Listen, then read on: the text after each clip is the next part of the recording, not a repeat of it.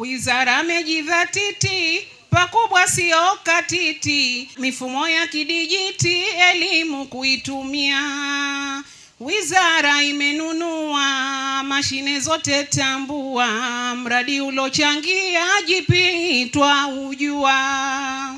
Awali ya yote, kama ambavyo tumeongozwa na viongozi wetu wa dini, tunapenda kumshukuru Mwenyezi Mungu kwa kukutanisha hapa siku ya leo.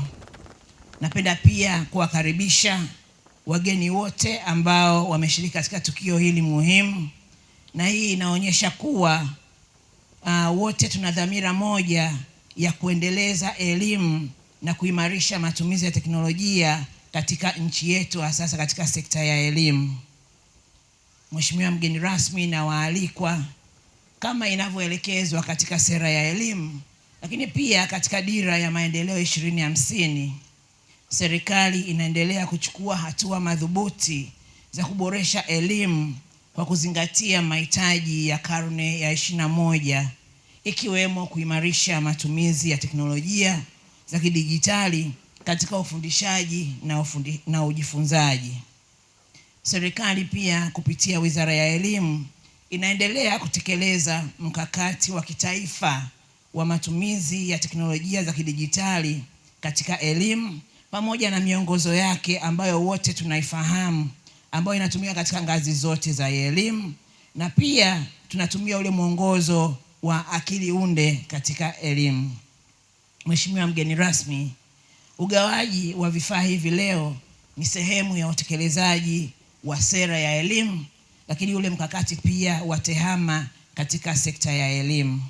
Na hii ni ushuhuda tosha kwa dhamira ya serikali ya awamu ya 6 inayoongozwa na Mheshimiwa Dr. Samia Suluhu Hassan ya kuhakikisha kuwa walimu na wanafunzi wanapata nyenzo bora za kufundishia na kujifunzia.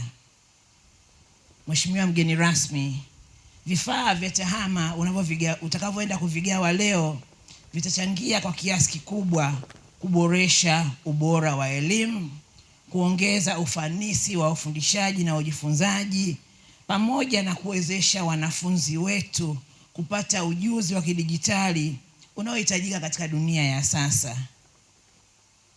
Wote mtafahamu kuna mjadala mkubwa unaendelea duniani juu ya matumizi ya vifaa vya kitehama, lakini ukweli ni kwamba kila hatua ni lazima kama nchi pia tuweze kupita katika hatua hizo.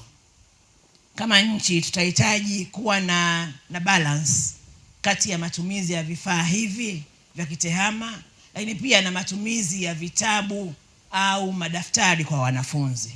Kwa hiyo kama nchi tutajitahidi kuhakikisha kwamba tuna balance na wanafunzi wetu wanaweza kupata ujuzi wa kutumia kalamu na daftari, lakini pia ujuzi wa kutumia vifaa vya kitehama. Kwa hiyo hatutakubali kuachwa nyuma. Kwa mtahabu anzeni, vikao vyenu kaeni, vikifika kileleni hapo nombo tamwambia. Wataizinga jawabu wala msipate tabu, ya amali matulubu inshallah itafikiwa.